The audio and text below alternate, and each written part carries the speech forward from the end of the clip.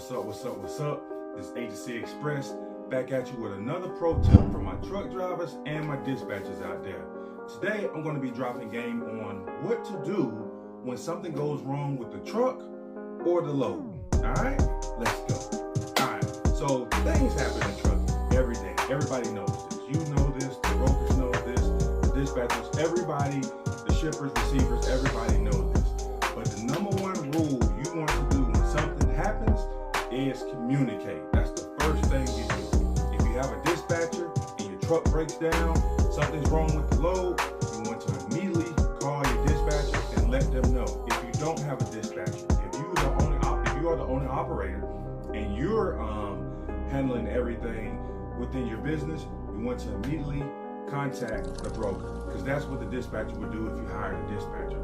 Contact the broker and let them know. What I do is something I learned when I was a project manager, is to cover your butt with a paper trail. So email them.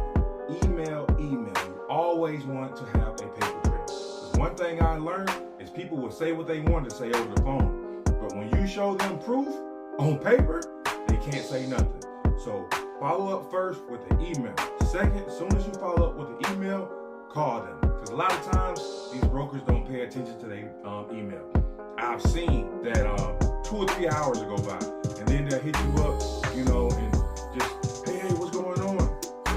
But if you follow up with a call right after you send the email, right afterwards, when something goes wrong, depending on even at night, I was about to say, depending on the time of day, if your driver hit you up at 2 o'clock in the morning saying something's wrong, you hit them up. You hit their night team up. Let them know. Let it be on record that you called them and you have the pretty much the email. But communication is the number one thing that you need to have when this goes down. Trust me, I've had experience when I first started dispatching.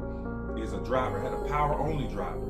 They had we did a loadout trailer. It was a government loadout trailer at that. Government loadout trailer, we were late on that, and the government loadout trailer we were using had a load on it. So not only were we late on the trailer, we were also late on the load with a TQL load actually. The only thing that kept me in good grace with TQL is that I woke up every day. TQL opens up at 8 o'clock. That's when they start, pretty much getting on the phone. I emailed them at 7 o'clock. I beat them to the punch. That's what you want to do. Beat them to the punch. Don't have them emailing you like, hey, what's going on? Beat them to the punch. So in the morning, I emailed them at like 7:30. Hey, we haven't got the parts yet. Then they stop. TQL stays open 24/7, but their the main brokers leave.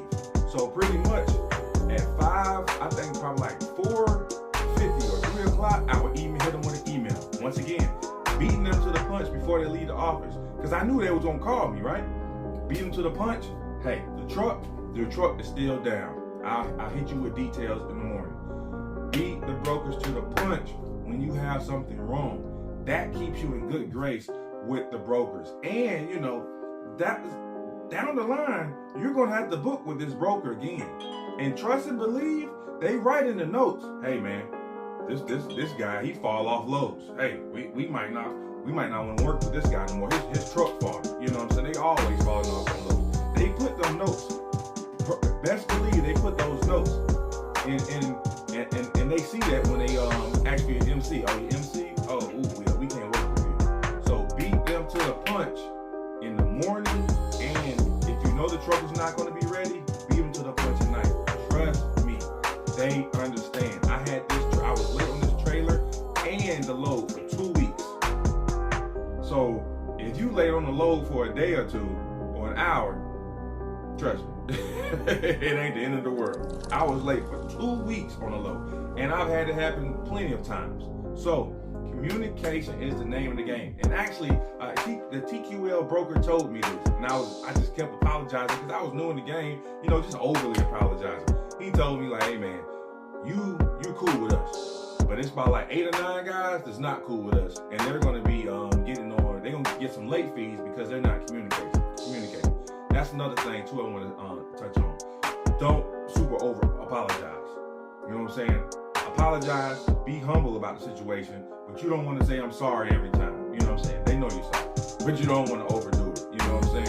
So like just communicate. You know, I'm telling you this story that I was late for 2 weeks, just so it can calm you guys down and you won't be nervous that you're late on something 1 or 2 days or even a couple hours. These brokers know that stuff happens, but you want to communicate. As soon as you find out, communicate. Send that email, call them, and call them. Email and call them. As soon as you also send pictures before I end this video. Send pictures and send receipts. You want to send as much information as you can. You know, as soon as you get the receipt that, hey, this has been done, email it over. You know, if you got pictures of the tire is blown, email it. You know, take a picture of it, email it. If you guys, hey, when the roadside assistant come, send me pictures so I can pretty much send it to them. Take pictures of roadside there. As much pictures as you can. Is, you know, you just want to make them feel like, okay, we trust this guy. Because this is another thing. A lot of people just use that as an excuse to fall off loads. And brokers don't like that. Because at the end of the day, we don't like, you know, we brokers and dispatchers and truck drivers, we beefing and stuff. At the end of the day, there are some good brokers out there. You know what I'm saying? Not all of them bad, just like not all truck drivers bad, just like all dispatchers are not bad.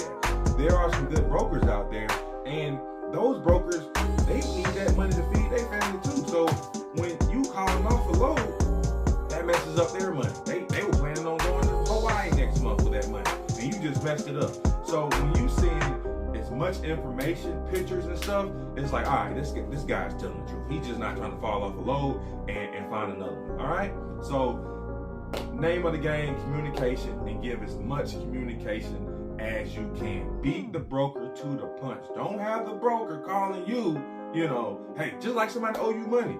If you know you're not gonna be able to pay him on Monday when you told him, hit him on Friday. Hey, bro, stuff kind of. Whenever you find out, hey, bro, some stuff happened, I'm not gonna be able to, pay you. I'm sorry, man. I get it to you Wednesday. All right. Same thing with